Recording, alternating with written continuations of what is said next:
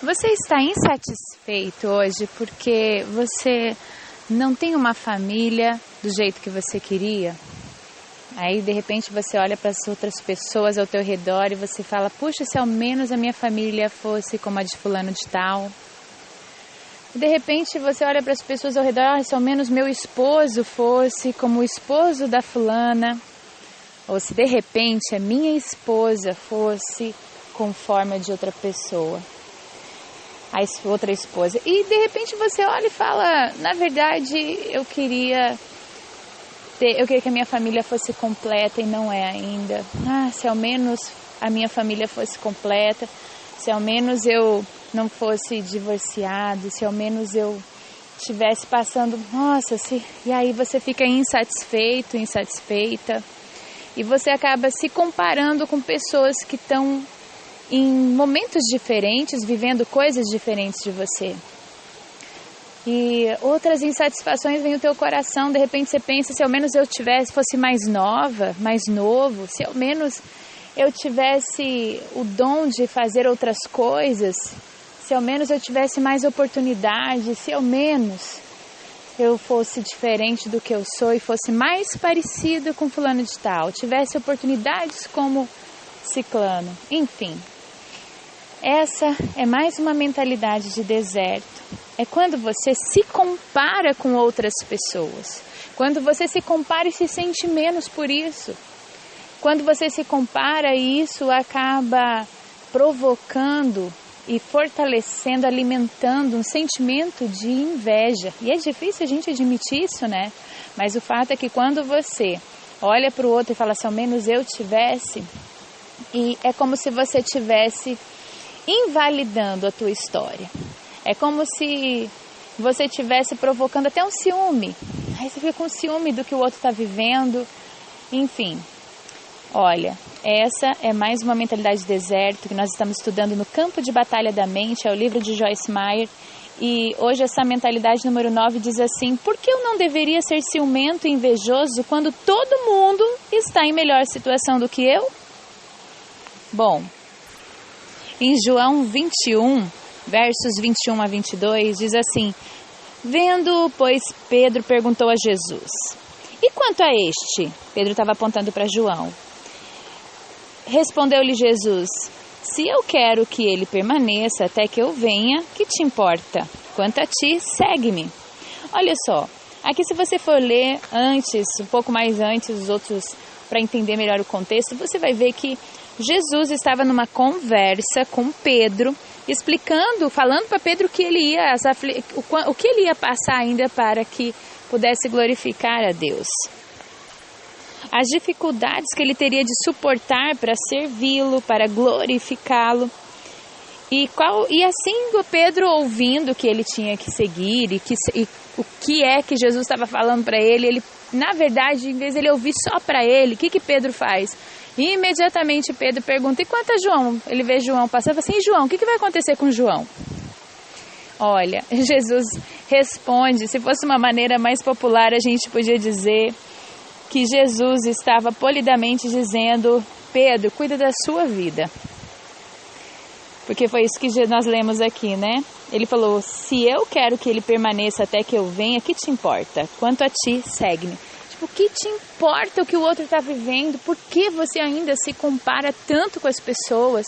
Tanto a sua história com a dos outros? Por que você ainda não olha para a sua e pensa o que Deus quer fazer através da sua vida?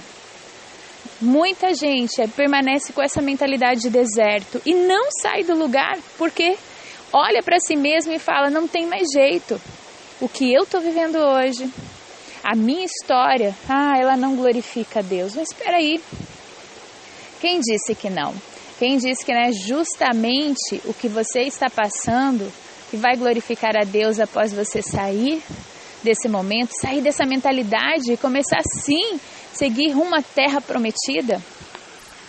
Como diz aqui no texto, na parte sublinhada, tomar conta da vida dos outros nos manterá no deserto. O ciúme, a inveja e a comparação mental de nós mesmos e nossas circunstâncias com os outros é uma mentalidade de deserto.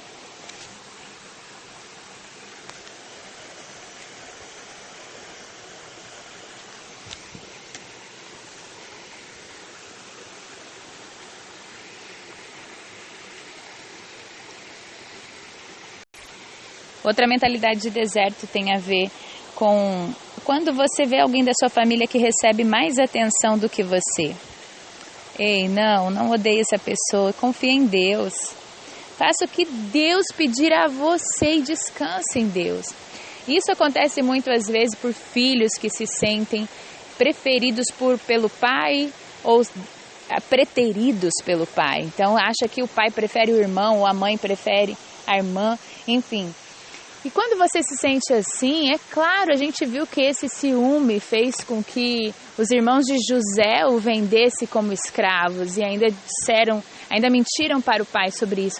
O ciúme é terrível, é algo que toma conta do nosso coração a partir dessas insatisfações com a nossa própria história. Outra parte aqui no livro fala, o ciúme, a inveja e a comparação, eles são, na verdade, características das pessoas inseguras. E se nós não estivermos seguros com relação ao nosso próprio valor e importância como um indivíduo único, nos acharemos competindo com qualquer um que pareça ser bem-sucedido e estar se dando bem. Quer saber? Essa mentalidade foi comum entre os discípulos de Jesus. Eu acho que isso deixa a gente até mais encorajado, não é verdade? Porque quando você pensa que eles também tiveram essas dificuldades, você fala, então, é natural que eu passe. É importante que nós tenhamos a palavra de Deus, porque Jesus os chamou a atenção nesse sentido. Em Lucas 22, os discípulos estavam discutindo sobre qual deles era maior.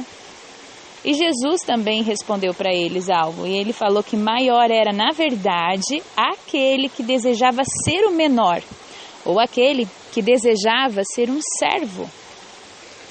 A vida, gente, no reino de Deus, ela é o oposto do que o mundo, do que a gente vive no mundo, do que a carne oferece. Muitos que são os primeiros serão os últimos, e os últimos serão os primeiros, disse em Marcos 10:31.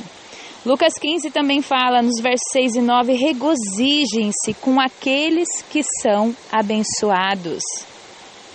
Ore por seus inimigos e abençoe aqueles que o maltratam. Mateus 5:44. O mundo diria que isso é tolice, gente, mas Jesus disse que é assim que temos que seguir. Ele deu essa direção. Nós não vivemos como vivem os padrões desse mundo. O padrão que o mundo acha que competir, quem faz mais e melhor é o caminho. Não é por aí.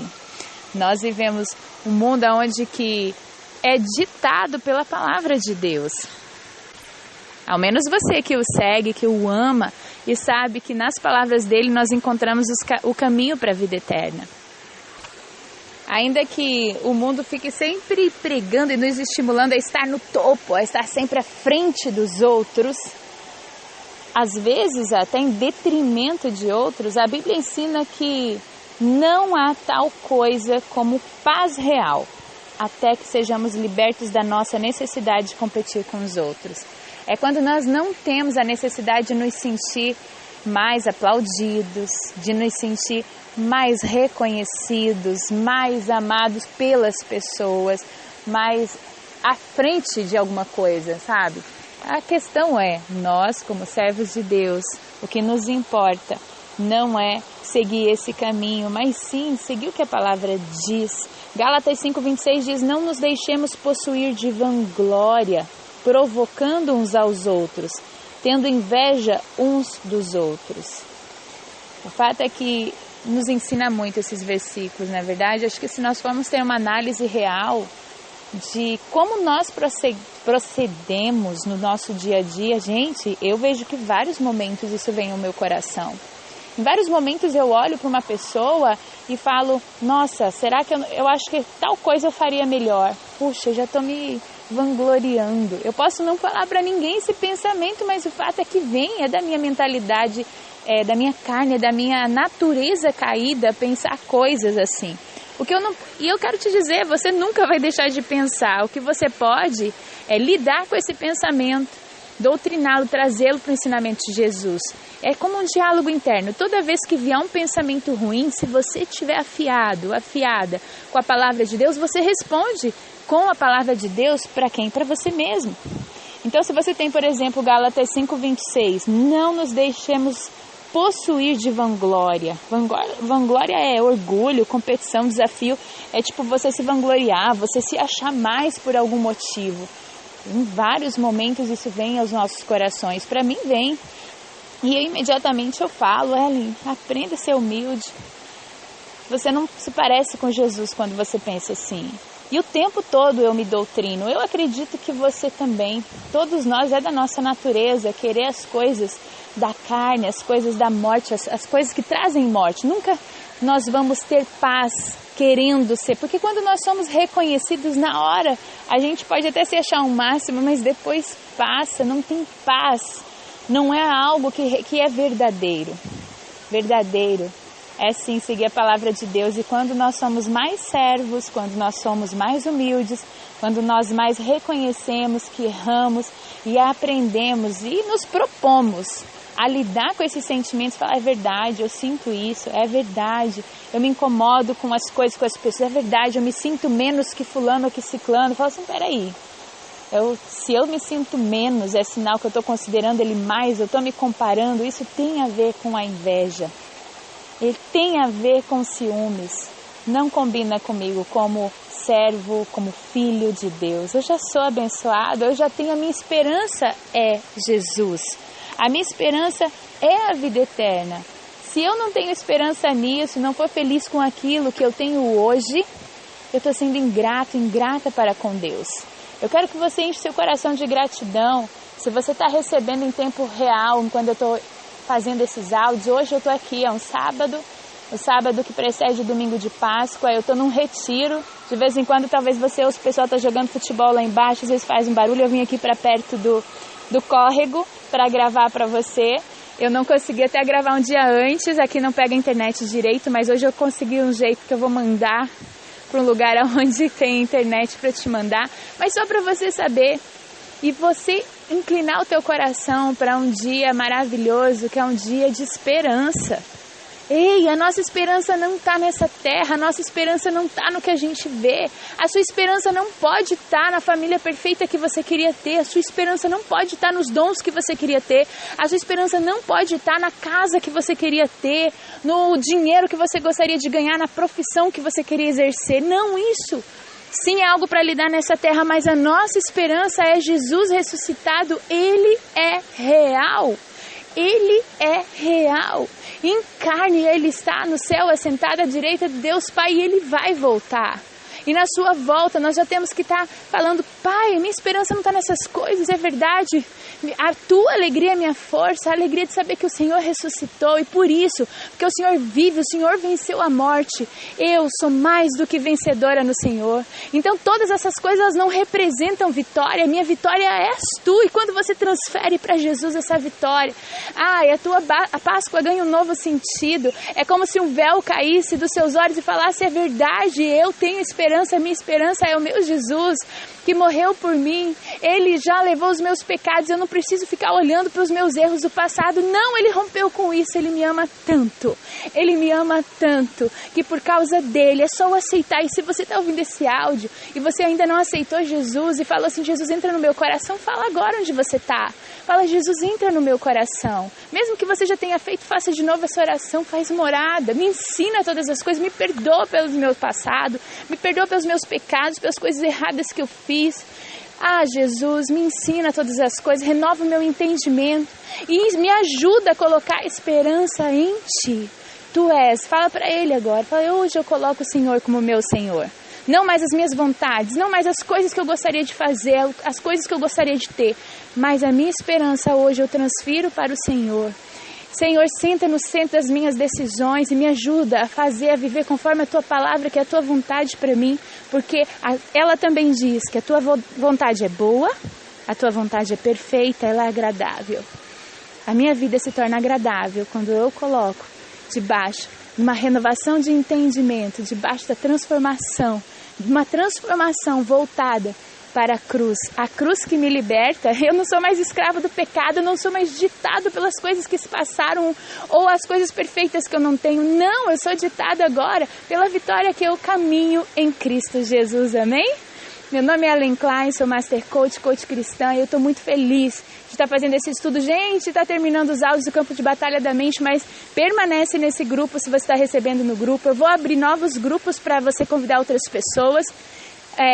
Tem mais um áudio ainda que vai vir, e depois desse áudio eu vou abrir novamente para a gente fazer novos grupos para o próximo livro. Quem está nesse grupo permanece, que eu vou continuar nesses que estão aí, e a gente vai continuar, vai escolher juntos o próximo livro, né? Nós já temos alguns aí, eu vou mandar uma pesquisa para vocês. Provavelmente vai entrar ou Uma Vida com Propósito, ou Temperamentos Transformados.